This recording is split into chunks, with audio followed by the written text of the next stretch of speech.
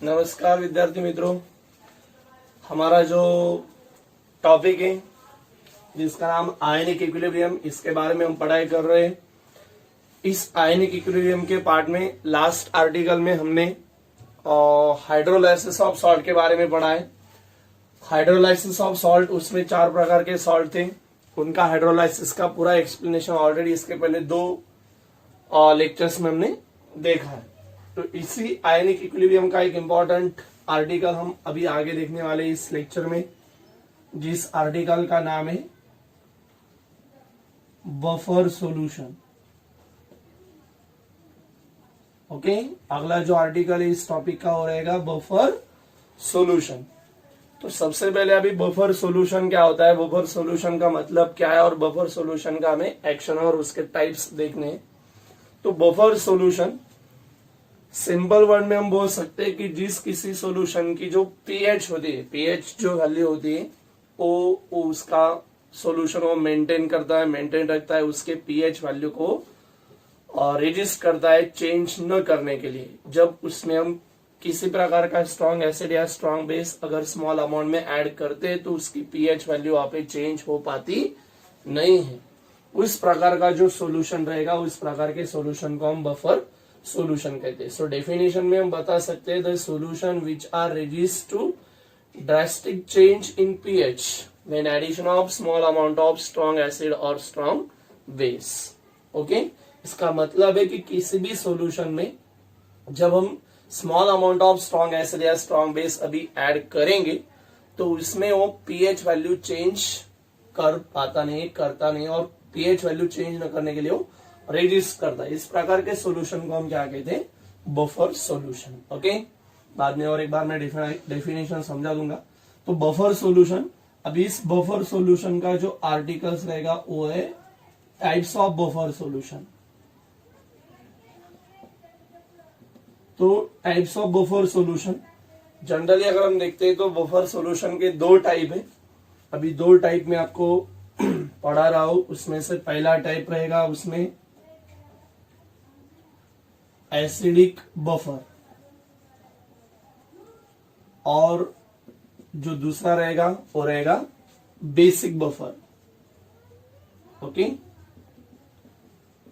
Acidic buffer और जो दूसरा टाइप रहेगा वो रहेगा बेसिक बफर का। आ रहा है समझ में? तो एसिडिक बफर और दूसरा टाइप रहेगा बेसिक बफर। तो एसिडिक बफर और बेसिक बफर अभी क्या होता है, तो जनरली अगर हम देखते हैं तो एसिडिक बफर का मतलब एक कॉम्बिनेशन है, मिक्सचर है। किसका मिक्सचर है, किसका कॉम्बिनेशन है, वीक एसिड का। और वीक एसिड के साथ साथ जो वीक एसिड हम उसमें लेते हैं उस वीक एसिड का ही सॉल्ट रहेगा लेकिन स्ट्रॉन्ग बेस के साथ। तो इस प्रकार का जो मिक्सचर रहेगा that mixture is called as the acidic buffer. या तो the solution which is the combination of weak acid and its salt with the strong base, that type of buffer is called as acidic buffer. जैसे कि अभी मैंने आपको पहले बता दिया है, it is a mixture of weak acid and its salts with strong base are called acidic buffer. Okay, तो उसका अगर हम एग्जांपल कंसिडर कर दें, जैसे कि मिक्सचर होता है वीक एसिड का, वीक एसिड का एक एग्जांपल हम कंसिडर करेंगे लाइक CH3COOH। ये आपको पता है एसिडिक एसिड है। यहाँ पे लिख रहा हूं मैं रफ में CH3COH। जो वीक एसिड हम यहाँ पे लेते हैं वही हमने यहाँ पे लिया है वीक एसिड।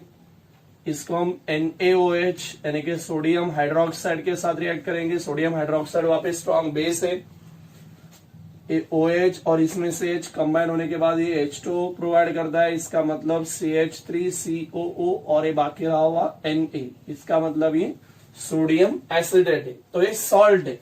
तो ये हम यहाँ पे यूज करेंगे CH3COONA, इन दोनों का कॉम्बिनेशन। और एक बार बता रहा हूं ये वीक एसिड और ये सॉल्ट रहेगा वीक एसिड का ही प्लस स्ट्रॉन्ग बेस का। तो इस कॉम्बिनेशन को और इस मिक्सचर को हम क्या कहते हैं, acidic buffer. Okay, so acidic buffer यानी इट इज द मिक्सचर और कॉम्बिनेशन ऑफ वीक एसिड, और जो एसिड हम लेते हैं उसका ही सॉल्ट हमें कंसिडर करना है, लेकिन उसका सॉल्ट किसके साथ होना चाहिए, स्ट्रॉन्ग बेस के साथ। सो उसका ही salt strong base, like as हमने यहाँ पे जो वीक एसिड लिया था उसका स्ट्रॉन्ग बेस NaOH के साथ का सॉल्ट था सोडियम एसिडेट। इन दोनों का मिक्सचर, इन दोनों का combination, that is called as acidic buffer. इसके अलावा आप बहुत सारे एग्जांपल्स यूज कर सकते हो जिसमें आपको वीक एसिड लेना है और उसी एसिड का सॉल्ट स्ट्रॉन्ग बेस के साथ लेना है। सो ये रहेगा acidic buffer.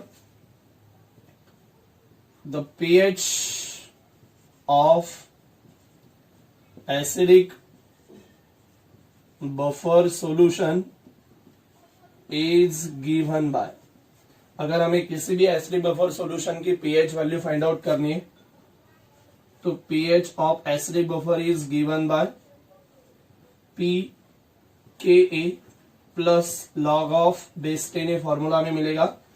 pH of that acidic buffer is given by pH equal to pKa, P means मतलब आपको पता है पोटेंट यानी कि strength, Ka dissociation constant of acid, इसके पहले हमने बताया, plus log of base 10 molar concentration of salt divided bye molar concentration of acid.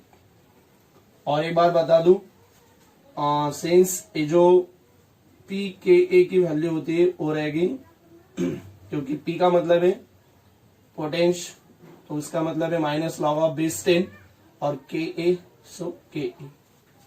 Okay, और आपको ये भी पता है वेयर सपोजिट इक्वेशन को हम 1 लिख सकते हैं, वेयर यहाँ पे जो Ka का मतलब है वो रहेगा डिसोसिएशन कांस्टेंट ऑफ एसिड।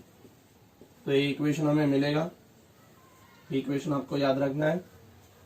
तो पहला टाइप का जो बफर सॉल्यूशन है वो रहता है एसिडिक बफर, जो मैंने आपको एक्सप्लेन करके यहाँ पे बताया। एज सिमिलर अभी हम बेसिक बफर का और बेसिक बफर सॉल्यूशन का ऑब्जर्वेशन करेंगे, उसका पढ़ाई करेंगे, तो उसमें समझ में आएगा। यहाँ पे भी हम बता सकते हैं, अभी ये आप बता सकते हैं, बोल सकते हैं आप इसकी definition, it is the mixture of, किसका मिक्सचर रहेगा, अभी वीक कंपोनेंट यहाँ पे कौन रहेगा, week base, and its salts with strong acid is called basic buffer। जैसे कि हमने यहाँ पे वीक कंपोनेंट वीक एसिड लिया था और उसी वीक एसिड का सॉल्ट लिया था विथ स्ट्रॉन्ग बेस के साथ।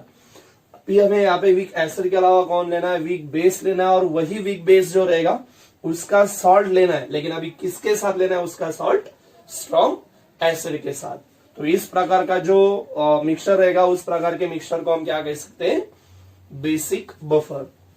तो उसके एग्जांपल में हम लिख सकते हैं that is a mixture of, suppose हमने यहाँ पे सॉल्ट लिया है NH4Cl, ये आपको पता है, अमोनियम क्लोराइड। एक मिनट, सबसे पहले हमें वीक कंपोनेंट लेना है, वीक बेस लेना है, तो वीक बेस का एक एग्जांपल हम यहाँ पे कंसिडर कर दे NH4OH। आपको पता है ये अमोनियम हाइड्रोक्साइड है, अमोनियम हाइड्रोक्साइड वहां पे वीक बेस का काम करेगा। सिमिलरली अभी ये जो NH4OH है उसको हम स्ट्रॉन्ग एसिड, ये वीक बेस का काम करता है, उसका हमें सॉल्ट लेना है वीक बेस का, लेकिन किसके साथ, स्ट्रॉन्ग एसिड। तो स्ट्रॉन्ग एसिड का एक एग्जांपल हम कंसिडर करेंगे लाइक एज HCl।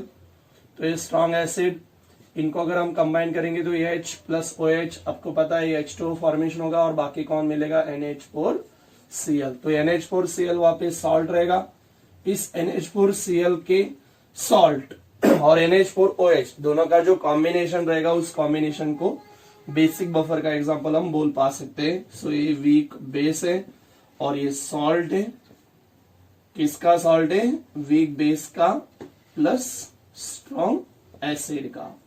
तो इस प्रकार का जो कॉम्बिनेशन है, मिक्सचर है, उस प्रकार के मिक्सचर को हम बेसिक बफर सॉल्यूशन बोल सकते हैं। Okay, so as similar acidic buffer, तो basic buffer it is also mixture of और आल्सो कॉम्बिनेशन ऑफ, किसका कॉम्बिनेशन है, किसका मिक्सचर है, weak base and its salt, जो वीक बेस लिया है उसी का salt with the strong acid, then that type of combination or mixture is called as a basic buffer। Example में हम लिख सकते हैं द सोल्यूशन और the mixture which containing the NH4OH as a weak base and its salt like as the NH4Cl with strong acid like as HCl. Then that combination or mixture is the example for the basic buffer. जैसे कि हमने यहाँ पे pH निकाला था acidic buffer solution का, उसी तरह POH of basic buffer solution is given by, इसको भी हम इक्वेशन फॉर्म में लिखेंगे. इसका इक्वेशन मिलेगा हमें POH यानी कि पोटेंज ऑफ स्ट्रेंथ. सो यहाँ पे सिर्फ थोड़ा सा चेंज, pKa के अलावा हम pKb यूज करेंगे plus log of base 10 molar concentration of salt divided by molar concentration of अभी बेस आएगा. सही सबको पता है. पोटेंज ऑफ Kb का मतलब है minus log of base 10 okay molar concentration of Kb. और ये भी आपको पता है वेयर Kb का मतलब है dissociation constant of base. Acid के अलावा Kb का मतलब है बेस. तो यहाँ पे इस साइड में एसिडिक बफर के लिए 1 नंबर का इक्वेशन है और बेसिक बफर के लिए 2 नंबर का इक्वेशन है. तो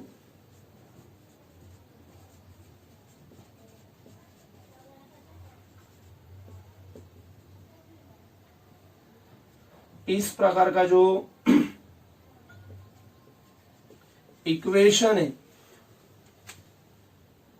पीएच एंड पीएच के लिए और बफर सॉल्यूशन फाइंड आउट करने के लिए, तो इस प्रकार के इक्वेशंस को हम हेंडरसन हैसेलबैल्च इक्वेशन वहां पे बोल सकते हैं.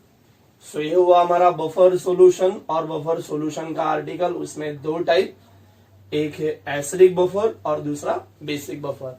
और एक बार मैं आपको बता रहा हूं, सबसे पहले बफर सॉल्यूशन. बफर सॉल्यूशन का मतलब मैंने आपको बता दिया है कि ऐसा सॉल्यूशन जो क्या करता है, उसकी जो पीएच वैल्यू है उस पीएच वैल्यू को चेंज होने से रेजिस्ट करता है. जब हम कोई भी small amount of strong acid या स्ट्रॉन्ग बेस उसमें ऐड करते हैं तब उसकी पीएच वैल्यू मेंटेन रखता है, चेंज न होने देता है. उस प्रकार के सॉल्यूशन को हम बफर सॉल्यूशन कहते हैं. सो the solution which are resist to drastic change of pH value when addition of small amount of strong acid or strong base, then that type of solution is called as the buffer solution. buffer solution के बाद हमने 2 types buffer solution के बताए. Buffer solution के 2 type में से पहला था एसिडिक बफर. एसिडिक बफर के डेफिनेशन में हम बोल सकते हैं इट इज अ मिक्सचर और it is a combination of weak acid and its salt. जो वीक एसिड लिया उसका हम सॉल्ट लेंगे लेकिन किसके साथ, with the strong base. Then that type of combination और mixture is called as the acidic buffer. Acidic buffer का एक एग्जांपल हम यहाँ पे लेते हैं. बाय डेफिनेशन एक सॉल्यूशन हम कंसिडर करते हैं, उस सॉल्यूशन में हमने वीक एसिड लिया है लाइक एज CH3COH और उसी एसिड का एक सॉल्ट हमने लिया है जो CH3CONS जिसका मतलब सोडियम एसिडेट है, वो NaOH यानी कि स्ट्रॉन्ग बेस से मिला हुआ है. So weak acid, acidic acid and salt, sodium acid, it that is the combination. This combination is the examples for the acidic buffer. जब हमें एसिडिक बफर का पीएच फाइंड आउट करना होता है तो एसिडिक बफर का पीएच फाइंड आउट करने के लिए एक इक्वेशन हमारे पास है. जो इक्वेशन रहेगा pH equal to pKa plus log of base 10 molar concentration of salt divided by molar concentration of acid. Okay. और एक्चुअल P आपको पता है, इसके पहले हमने बताया पोटेंज और स्ट्रेंथ है. तो pKa का मतलब है negative logarithm base 10 molar concentration Ka और Ka का मतलब है डिसोसिएशन कांस्टेंट ऑफ एसिड. दूसरा टाइप हमने बताया बेसिक बफर. बेसिक बफर जैसे कि इस तरह यहाँ पे वीक एसिड और उसका सॉल्ट लिया था तो यहाँ पे अभी वीक कंपोनेंट बेस रहेगा. सो it is a mixture of weak base और जो वीक बेस हम लेते हैं उसका ही सॉल्ट हम कंसिडर करेंगे, लेकिन वो सॉल्ट किसके साथ होना चाहिए, स्ट्रॉन्ग एसिड के साथ. तो उस प्रकार का मिक्सचर कॉम्बिनेशन जो होगा उस प्रकार के कॉम्बिनेशन को, उस प्रकार के मिक्सचर को हम बेसिक बफर कहेंगे. So it is a mixture और combination of weak base and its salt with the strong acid, then that solution is called as the basic buffer. और बेसिक बफर एक्सप्लेन करने के लिए मैंने एक एग्जांपल कंसीडर किया है, जिस एग्जांपल में एक सॉल्यूशन है और उस सॉल्यूशन में weak component like as a weak base है, वहां पे NH4OH यानी कि अमोनियम हाइड्रोक्साइड, और जो अमोनियम हाइड्रोक्साइड है उसका ही सॉल्ट है NH4Cl यानी कि अमोनियम क्लोराइड, लेकिन किसके साथ? स्ट्रॉन्ग एसिड HCl के साथ। तो इन प्रकार के दोनों कॉम्बिनेशन जो रहेंगे वो रहेगा example for basic buffer. As similar जैसे हमने पीएच फाइंड आउट करने के लिए इक्वेशन फाइंड आउट किया था, उसी तरह पीओएच किसी भी बेसिक बफर का अगर हमें फाइंड आउट करना है तो उसके लिए इक्वेशन है हमारे पास pOH equal to PKB plus log of base 10 molar concentration of salt divided by molar concentration of base. और PKB का मतलब है यहाँ पे, एक मिनट, PKB का मतलब है negative logarithm to the base 10 KB, और फिर आपको पता है अभी KB यानी कि डिसोसिएशन कांस्टेंट ऑफ बेस। जो इक्वेशन 1 है फॉर एसिडिक बफर और इक्वेशन 2 है फॉर द बेसिक बफर, उन प्रकार के दोनों इक्वेशन को हम हेंडरसन हेसेलबाच इक्वेशन वहां पे बोल सकते हैं। ओके, तो बफर सॉल्यूशन और बफर सॉल्यूशन के दो टाइप्स हमने एक्सप्लेन किए। आप 2 मिनट में उसको नोट कीजिए।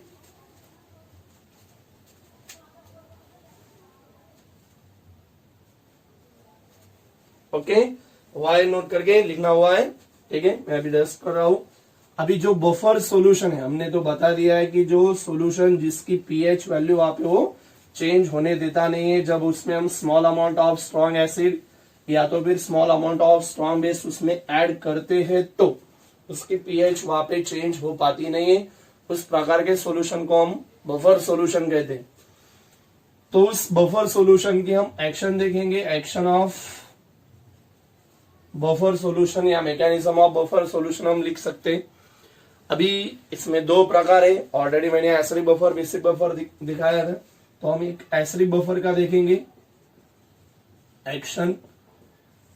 तो एसिडिक बफर का मैकेनिज्म या उसके एक्शन या उसका working, action of buffer solution या तो फिर वर्किंग ऑफ बफर सॉल्यूशन या मैकेनिज्म ऑफ बफर सॉल्यूशन, और उसमें से हम कौन सा एग्जांपल और कौन सा टाइप ले रहे हैं, एसिडिक बफर। बेसिक बफर का भी सेम रहेगा। ओके, तो सबसे पहले एसिडिक बफर, तो एक एग्जांपल कंसीडर करते हैं। Consider the acidic buffer solution. अभी हमें पता है एसिडिक बफर का एक एग्जांपल हम कंसीडर कर सकते हैं CH3COOH। हमें पता है एसिडिक बफर का मतलब वीक एसिड प्लस जो वीक एसिड हमने लिया है उसका ही सॉल्ट हमें लेना है। ओके, लेकिन वो सॉल्ट किसके साथ होने चाहिए? हमें स्ट्रॉन्ग बेस। तो वीक एसिड का सॉल्ट CH3COOH ने लिया हमने, ये सॉल्ट है वीक एसिड का, लेकिन किसके साथ? स्ट्रॉन्ग बेस के साथ। तो इन प्रकार का कॉम्बिनेशन जो मिलेगा उस प्रकार के कॉम्बिनेशन को हम क्या कहते हैं? Acidic buffer. तो हमें वर्किंग और उसका एक्शन देखना है, इसलिए हम पहले एसिडिक बफर का मैकेनिज्म देखेंगे, उसका वर्किंग देखेंगे। तो उसमें हम पहला पॉइंट बता सकते हैं, consider the acidic buffer. Acidic buffer solution containing the weak electrolyte like as a weak acid CH3COH and its salt like as the CH3COONA with the strong base। अभी इसके पहले हमने ये जो आयनिक इक्विलिब्रियम टॉपिक है उसमें हम ज्यादा से ज्यादा जो बातचीत कर रहे हो वीक इलेक्ट्रोलाइट, वीक जो सब्सटेंस होता है उसके बारे में देख रहे हैं। तो अभी आप यहाँ पे देख सकते हो, इसमें अगर हम देखते हैं तो इसमें वीक इलेक्ट्रोलाइट, वीक सब्सटेंस कौन है? Acidic acid. सो CH3COOH आपको पता है, अगर इसको हम डिसोशिएट करेंगे तो पार्टली और थोड़ा सा स्मॉल अमाउंट में डिसोशिएट होगा। डिसोशिएट होने के बाद क्या मिलेगा हमें? दो प्रकार के आयन, एक एसिडेट आयन CH3CO- और दूसरा H+ आयन। और उसके साथ इसमें और एक कंबाइंड सब्सटेंस है, इलेक्ट्रोलाइट लाइक एज CH3COONA। यह भी आपको पता है, ये सॉल्ट है, और सॉल्ट कैसा होता है? Strong electrolyte. स्ट्रॉन्ग इलेक्ट्रोलाइट यानी कि वो कंप्लीटली 100% आयोनाइज होगा, और ये आयोनाइज होने के बाद यहाँ पे CH3CO- प्लस Na+ इस प्रकार के कुछ आयंस को प्रोवाइड करेगा। यानी अगर हम देखते हैं तो इस प्रकार का जो सोल्यूशन हमें मिलता है उसमें 3 प्रकार के आयंस हैं।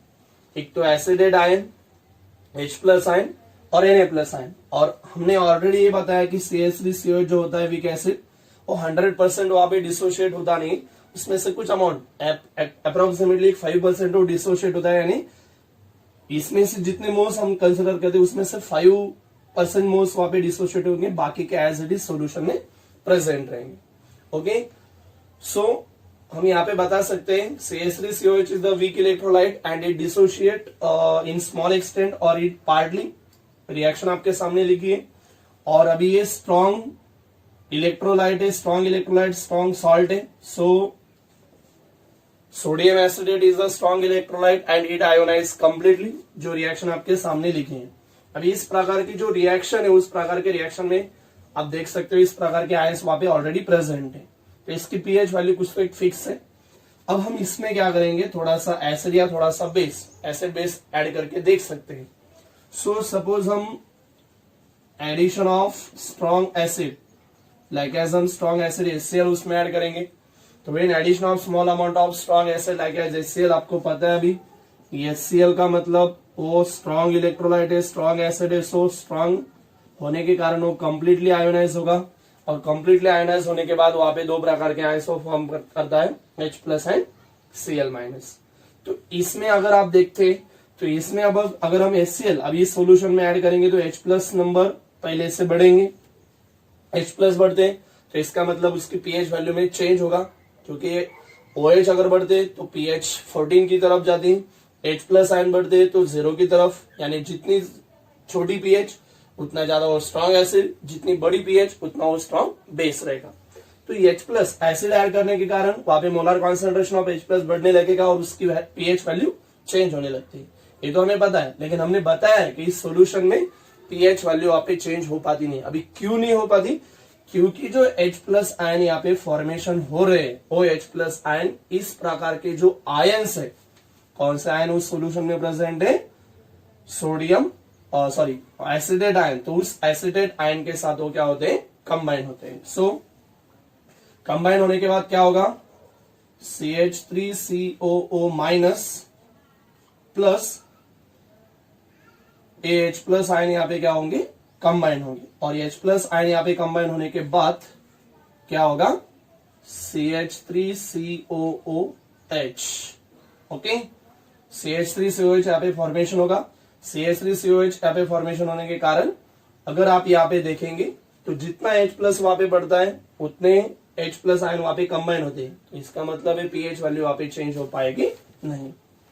सिमिलरली अगर हम देखते हैं तो फिर addition of strong base, like as हम यहाँ पे स्ट्रॉन्ग बेस NaOH डिसॉल्व करेंगे। NaOH आपको पता है Na+OH- में वो आयोनाइज होगा, और Na+OH- में वो आयोनाइज होने के बाद एक्चुअल वहां पे आपको पता है अभी OH- इसमें फ्री फॉर्म में प्रेजेंट आएंगे। अभी पहले तो हमने स्ट्रॉन्ग एसिड ऐड करके देखा है, H+ आयन बढ़ती है, लेकिन उसी टाइम जो फॉर्म होने वाले H+ आयन है वो एसिडेट आयन के साथ बैकली कंबाइन होते हैं और एसिडिक एसिड के मॉलिक्यूल फॉर्मेशन होते हैं, यानी जितने H+ आयन फॉर्म होते हैं उतने और एक बार रिटर्न बैकली कंबाइन होते हैं। तो H+ आयन के नंबर बढ़ेंगे नहीं, कम होगी नहीं, इसका मतलब उसके pH ऑलरेडी कांस्टेंट रहेगी। एज सिमिलर अभी हम स्ट्रॉन्ग बेस ऐड करके देखेंगे, तो स्ट्रॉन्ग बेस ऐड करके देखते हैं। तो स्ट्रॉन्ग बेस लाइक एज हमने कंसिडर किया, स्ट्रॉन्ग बेस NaOH कंसिडर किया। NaOH को अगर हम डिसॉल्व करते दो प्रकार के आयन में आयोनाइज होगा, Na+ OH-। ओके, तो Na+ OH-। अभी यहाँ पे आपको बता देता हूं कि इसमें अभी ये दो आयंस और बढ़ेंगे, तो इसका OH- यहाँ पे बढ़ेगा, तो इसका मतलब वो pH 14 की तरफ जाएगी।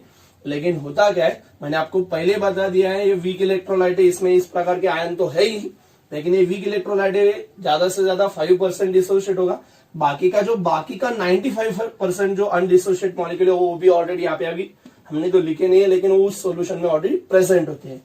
तो जो अनडिसोशिएट मॉलिक्यूल यहाँ पे एसिडिक एसिड के प्रेजेंट है, CH3COH, वो क्या होते हैं, उस OH- के साथ कंबाइन होते हैं। तो यहाँ का H और ये OH- कंबाइन होकर यहाँ पे क्या मिलेगा, H2, बाकी कौन रहेगा, CH3CO-। तो यहाँ पे जब हम स्ट्रॉन्ग बेस ऐड करते हैं तो स्ट्रॉन्ग बेस ऐड करने के कारण वहां पे क्या होता है, उसी टाइम रिएक्शन बैकवर्ड होने के बाद H2O फॉर्मेशन होता है, यानी उसका डाइल्यूशन होता है। और जब कभी भी डाइल्यूशन होता है तो उसकी pH वैल्यू वहां पे चेंज हो पाती नहीं, जितना OH बढ़ेगा उतना H2O बढ़ता है, इसके कारण pH वहां पे चेंज हो पाती नहीं। ओके, सो जब हम कोई भी small amount of strong acid या तो भी स्ट्रॉन्ग बेस किसी भी बफर सॉल्यूशन में ऐड करते हैं तो उसकी पीएच वैल्यू वहां पे चेंज होती नहीं है। ये हम इस एक्शन से वापस समझ पा रहे हैं। तो ये एसिडिक बफर का मैकेनिज्म और एक्शन है, उसका वर्किंग है। सेम आप बेसिक बफर सॉल्यूशन के लिए मैकेनिज्म एक्सप्लेन कर सकते हो। ओके, तो जो बफर सॉल्यूशन का आर्टिकल है, उस बफर सॉल्यूशन के आर्टिकल में बफर सॉल्यूशन क्या है उसके डेफिनेशन मैंने आपको बताई है। और बफर सॉल्यूशन के दो टाइप्स हमने बताए, जिसमें दो टाइप में से एक एसिडिक बफर और दूसरा बेसिक बफर होता है। और उस बफर सॉल्यूशन का एक्शन या वर्किंग मैकेनिज्म आप उसको बोल सकते हो by using the acidic buffer, उसका यूज करके हमने वो एक्सप्लेन किया है। जब हम एसिडिक या बफर सॉल्यूशन हो उसमें अगर हम small amount of strong acid या तो फिर small amount of strong base add करेंगे, तभी भी उसकी पीएच वैल्यू वहां पे चेंज होती नहीं। ये यहां से आपको समझ में आया होगा। आप वो बेसिक बफर का मैकेनिज्म एक्चुअल टेक्स्ट बुक में वो भी दिया नहीं है, लेकिन आप वो कर सकते हो उसका action as using the acidic buffer के अलावा बेसिक बफर। उसके बाद इस प्रकार के जो बफर सॉल्यूशन है उसके कुछ प्रॉपर्टीज है थ्योरेटिकल, 2-3 पॉइंट्स में बताता हूं आपको। एक तो मैंने अभी बताया कि जनरली जो सॉल्यूशन होता है बफर सॉल्यूशन, उसमें अगर हम small amount of strong acid या स्ट्रॉन्ग बेस ऐड करते हैं तो उसकी पीएच वैल्यू चेंज होती नहीं। तो फर्स्ट प्रॉपर्टी हम वहां पे लिख सकते हैं, the pH of buffer solution do not change when addition of small amount of strong acid और स्ट्रॉन्ग बेस। ये पहली प्रॉपर्टी हम लिख सकते हैं। उसमें दूसरी प्रॉपर्टी है, जब उसका हम डाइल्यूशन करेंगे किसी भी पीएच सॉल्यूशन का, सॉरी बफर सॉल्यूशन का, तो when dilution of buffer solution it's pH value do not very, do not change. और थर्ड नंबर की प्रॉपर्टी हम वहां पे लिख सकते हैं, ये जो बफर सॉल्यूशन है एक लॉन्ग टाइम तक हम उसको केप्ट करके रखेंगे, कहाँ पे भी अगर रख देंगे तो उसकी पीएच वैल्यू चेंज होने वाली नहीं है। सो pH of buffer solution do not change when it is kept for a long time. Okay, long time तक उसको अगर हम रखेंगे तो उसकी पीएच वैल्यू वहां पे चेंज होती नहीं है। ओके, यहां तक आर्टिकल हमारा हुआ। उसके बाद एप्लीकेशन का 1-2 पॉइंट्स थ्योरेटिकली बताए, वो ज्यादा थ्योरेटिकल फॉर्म में वो आप पढ़ सकते हो, ज्यादा एक्सप्लेन करने की रिक्वायरमेंट नहीं। ओके, ये तो बफर सॉल्यूशन का आर्टिकल यहाँ पे अपना खत्म होता है। आपको अगला जो आर्टिकल रहेगा, अगला आर्टिकल एक्सप्लेन करने के लिए अगले लेक्चर में हम देखेंगे। अगर इस बफर सॉल्यूशन के आर्टिकल में आपको कोई दिक्कत है तो आप मुझे पूछ सकते हो, मेरा नंबर आपके पास है। ओके, चलिए मिलते हैं अगले लेक्चर में।